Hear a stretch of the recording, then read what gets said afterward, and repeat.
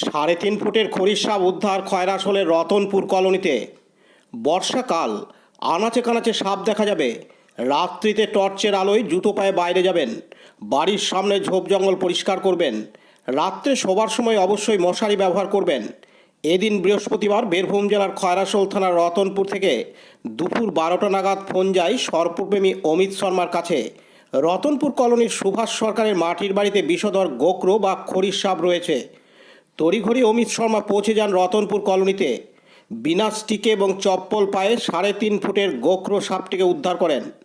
অমিতবাবু বলেন, মাসখানেক আগে সাপ উদ্ধার করতে গিয়ে গোকরো সাপ ছোবল মারে। তড়িঘড়ি মানসায়ের হাসপাতাল ও পরে সিউড়ি সুপার স্পেশালিটি হাসপাতালে তিনি ভর্তি হন। দিন তিনেক সিসিইউতে থাকার পর বিষমুক্ত হয়ে বাড়িতে ফেরেন। সেই সময় থেকে সাপ ধরা স্টিক এবং জুতো কোথায় হারিয়ে যায়। অগত্যা থেকে বিনা স্টিকে ও জুতো ছাড়াই সাপ ধরতে আসতে হয়েছে। উদ্ধার হওয়া সাপটিকে অনুকূল পরিবেশে ছেড়ে দেওয়া হয়। অমিতবাবু বলেন, সাপ প্রাকৃতিক ভারসাম্য রক্ষা করে, তাই সাপ কেউ মারবেন না। সাপ দেখলে আমাকে খবর দিন, আমি ধরে নিয়ে গিয়ে বন বিভাগের সহযোগিতায় অনুকূল পরিবেশে ছেড়ে দেব। খয়রাশোল থেকে বিপিন পালের রিপোর্ট, বাংলা নিউজ। কলোনিতে সাপ ধরলেন, এই ব্যাপারে কি বলবেন? তো যাই হোক, সবথেকে প্রথমে বলবো যে আমাকে ফোন করেছিল রাহুল ঘোষ মোটামুটি 12টা নাগাদ। তো সেটা খাওয়ার টাইম, খাওয়া দাওয়া খেয়ে আমি বেরিয়ে পড়লাম সাপ ধরার জন্য। তো সাপটা বের হয়েছে রতনপুর কলোনিতে, বীরভূমের মধ্যেই পড়ছে। তারপর তো সুভাষ সরকারের বাড়িতে এসে দেখলাম একটা সাপ রয়েছে, গোখরো খরিস, বৃহত্তর গোখরো খরিস। সাপটা উদ্ধার করলাম। সাপটা মোটামুটি 3.5 ফুটের লম্বা ছিল। তো যাই হোক, এসে দেখলাম যে বাড়ির সবাই এবং পাড়ার লোকজন সব জড়ো হয়েছিল এবং আতঙ্কে ছিল। তো সাপটা উদ্ধার করে নিয়েছি। আমরা এটাকে আজই তার অনুকূল পরিবেশে রিলিজ করে দেবো বন দপ্তরের সহযোগিতা নিয়ে। আচ্ছা, এই যে বর্ষাকালে সাপ বেরোচ্ছে, সাপকে বাঁচিয়ে রাখার ব্যাপারে কি বলবেন? হ্যাঁ, বলবো যে হ্যাঁ, সাপকে অবশ্যই মারবেন না, কারণ সাপ আমাদের পরিবেশের একটা গুরুত্বপূর্ণ জীব। তাছাড়া বর্ষাকাল অনেক বেশি পরিমাণে সাপ বের হবে, সবাই সাবধান থাকবেন, সতর্ক থাকবেন। আর যেখানে ঝোপঝাড় থাকবে অবশ্যই সেই ঝোপঝাড় পরিষ্কার করে দেবেন। আর আরেকটা কথা, যে এখন বর্ষাকাল, সঙ্গে সঙ্গে অবশ্যই রাতে যখন বের হবেন অবশ্যই পায়ে জুতো এবং টর্চ ব্যবহার করবেন।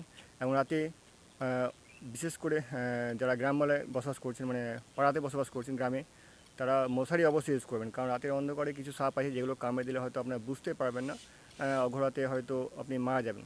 তাই বলবো যে অবশ্যই মশারি ইউজ করবেন আর অবশ্যই সাপ থেকে সাবধান থাকবেন। মাসখানেক আগে আপনি একটা খড়ির সাপ ধরতে গিয়ে আপনাকেই ছোবল মেরেছিল এবং আপনি হসপিটালে ভর্তি হয়েছিলেন। এখন আপনি কেমন আছেন? হ্যাঁ, আপাতত এখন সুস্থই আছি। হ্যাঁ, শুধুমাত্র যে আঙুলে কামড় দিয়ে সেই আঙুলটা এখন ইনফেকশন হয়ে আছে।